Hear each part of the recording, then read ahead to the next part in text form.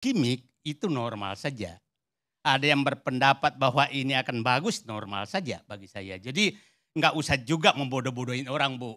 Apalagi anak muda gitu loh, kasihan. Mohon maaf Pak. Ya.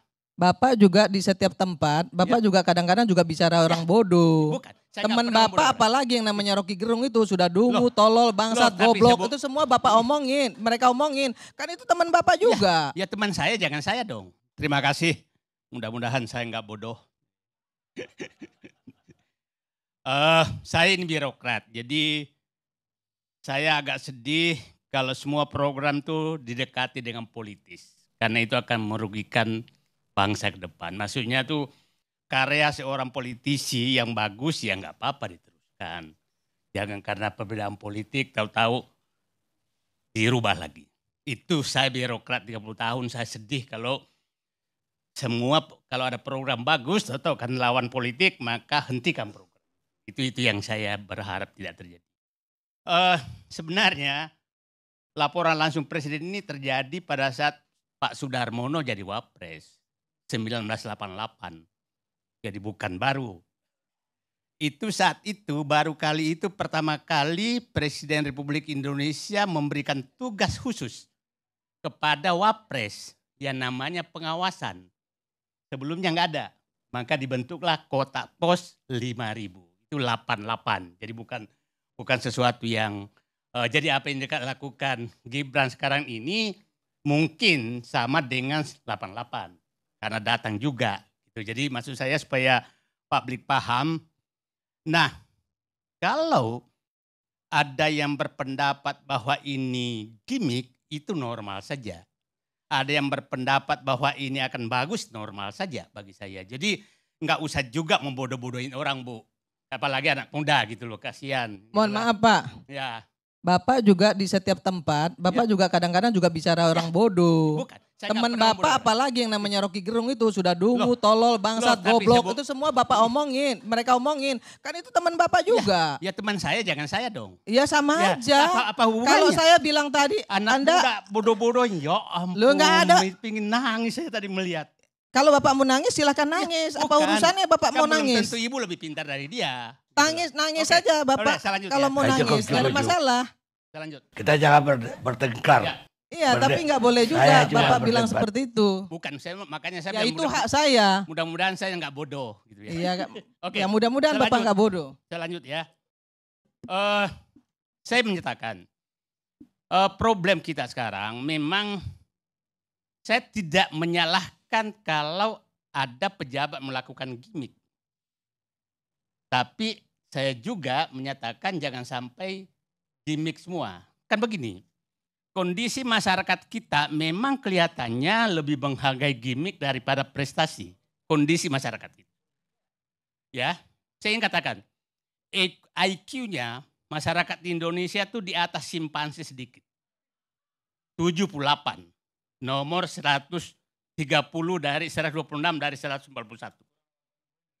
Ya, jadi maksud saya, bukan. Maksud saya kita dengarkan dulu Bu ya. Supaya kita pahami kondisi masyarakat kita sehingga yang laku sekarang bukan ILC. Karena ini tempat berpikir. Karena butuh otak 120-an menangkap ILC. Nah 78 itu sama dengan tim-tim terendah di ASEAN. Kita harus sadari itu yang pertama. Yang kedua, masyarakat kita ini sebenarnya mentalnya mental penunggu bansos. Yang dihitung tuh kapan bansos datang gitu loh. Nah, yang ketiga, Bang Karni, itu penunggu amplop. Kapan pilkada, kapan Bu Irma turun kampanye lagi, kita akui lah. Ya, nah maksud saya ini kita harus koreksi semua. Yang keempat, pencari pinjol. Yang kelima, pencari judi online. Nah, yang keenam itu adalah penikmat TikTok. Kalau ILC yang lebih dari 2 menit, mana mau nonton? TikTok yang dilihat yang gak pakai otak ini. Nah, yang keenam, penikmat Instagram. Ya, itu yang masyarakat kita sekarang. Nah, keempat itu adalah penikmat belanja online walaupun nggak punya uang. Ya, yang 9 itu anti diskusi solusi. Ini yang paling bahaya. Karena kalau kita mau mencari solusi, maka berlatar belakang siapa dia? Apa tahunya dia? Padahal kita harus belajar berdiskusi dengan pemikiran yang sangat jernih. Itulah Bu, kenapa saya nggak sanggup masuk partai politik. Nggak sanggup saya, betul-betul. Sanggup.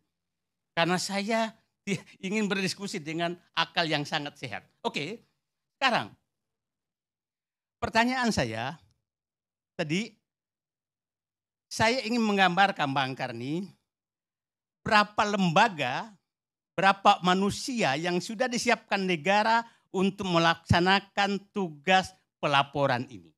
Oke, saya menghitung tadi kira-kira sampai tingkat kecamatan, itu ada 10.000 kantor yang melaksanakan tugas pengawasan. 10.000-an. Ada sekitar 250.000 orang ditugaskan negara, digaji oleh negara untuk melakukan itu. 250.000 orang yang tugasnya hanya itu. Saya katakan di pusat itu eksekutif, semua eksekutif kementerian lembaga ada namanya Irjen. Irjen ada 80 lembaga, itu kira-kira Irjen itu 100 orang lah. Berarti ada 8.000 orang di pusat. Yudikatif ada sekitar 5 lembaga, itu ada 5.000 orang. Legislatif, DPR, DPD itu ada 711 orang yang tugasnya adalah menampung laporan. Jadi di pusat itu adalah ada 13.000 orang Pak di Jakarta ini yang tugasnya menerima laporan. Nah, saya ingin menggambarkan nanti kenapa enggak ini yang dikelola gitulah. Nah, yang provinsi itu kira-kira ada 15.000 orang yang ditugaskan menerima laporan karena setiap provinsi itu ada inspektorat jenderal, inspektur, badan pengawas, ada juga yang vertikal, ada legislatif. Legislatif itu rata-rata anggota DPR itu 70-an orang, kan 50 sampai 150 Bu ya, 120. Ada 3.000 orang, yudikatif itu ada sekitar 8.000 orang.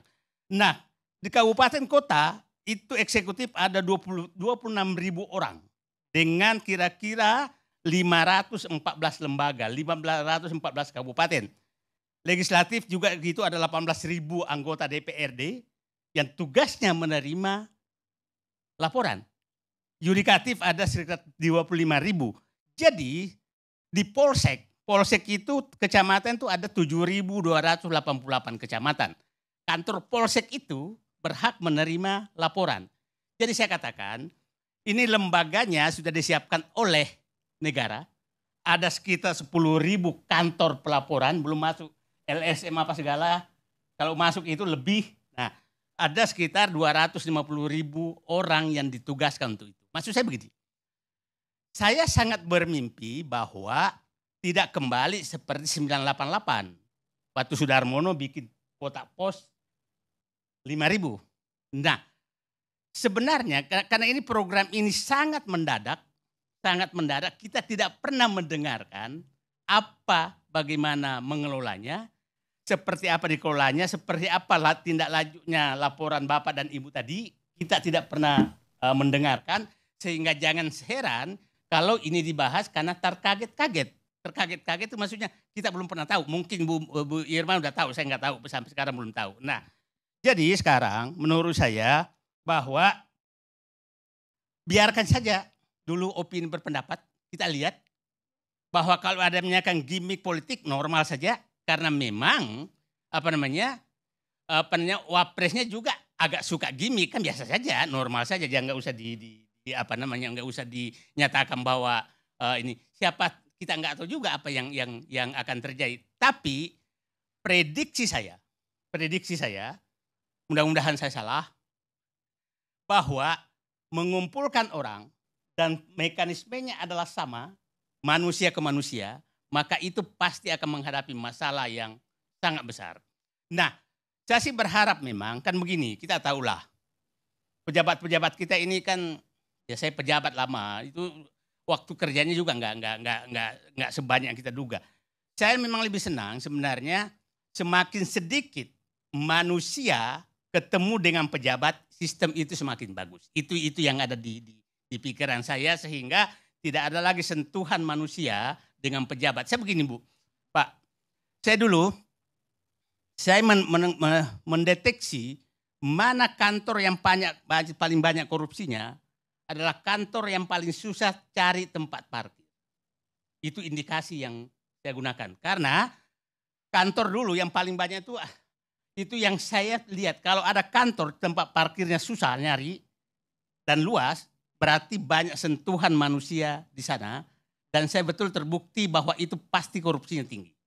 Nah, jadi sekarang hindarilah pejabat ketemu dengan masyarakat agar tidak terjadi transaksi apapun. Nah, saya berharap ke depan mudah-mudahan ini jangan sampai beginilah.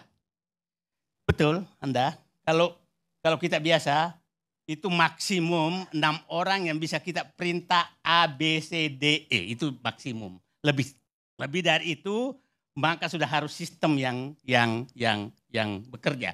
Nah, saya mudah-mudahan siapa tahu sebenarnya Pak Wakil Presiden mengambil moto Presiden kerja.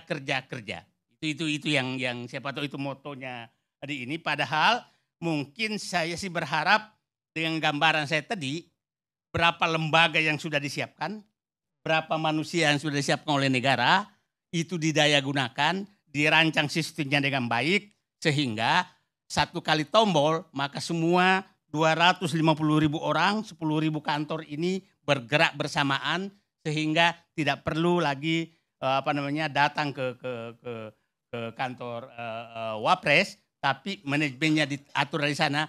Mudah-mudahan itu yang terjadi. Tapi kalau memang ini tujuannya pencitraan, itu normal-normal saja, biarkan publik yang menilai. Itu tidak bisa juga kita ini kan, karena itulah politik kita nggak tahu juga apa yang terjadi. Maksud saya Bang Karni, saya sih berharap bahwa ini tidak perlu terlalu didiskusikan terlalu ini, karena ini juga saya melihatnya mungkin juga masih mencari bentuk. Jadi nggak usah terlalu didiskusikan, dan biarkan saja juga berpendapat bahwa akan menyatakan akan berhasil, akan ini, ya biarkan saja berjalan dengan normal begitu saja. Dan tidak perlu, menurut saya sekali lagi ulangi, saya sangat bermimpi bahwa kita beginilah. Banyak sekali program-program bagus, hanya karena politik kita mematikan program yang sudah menghabiskan uang rakyat, tapi karena politik. Jadi saya berharap ke depan kita hilangkan itu. Kalau bagus ya bagus aja lah, kalau jelek-jelek aja lah. Kan kira-kira itu saran saya, bukan karena karena si A yang perancangnya maka jangan dipakai, karena si B perancangnya maka dipakai, maka bikinlah program baru, karena akhirnya rakyat yang akan rugi. Itu saja Bang Karni. Terima kasih. Assalamualaikum warahmatullahi wabarakatuh.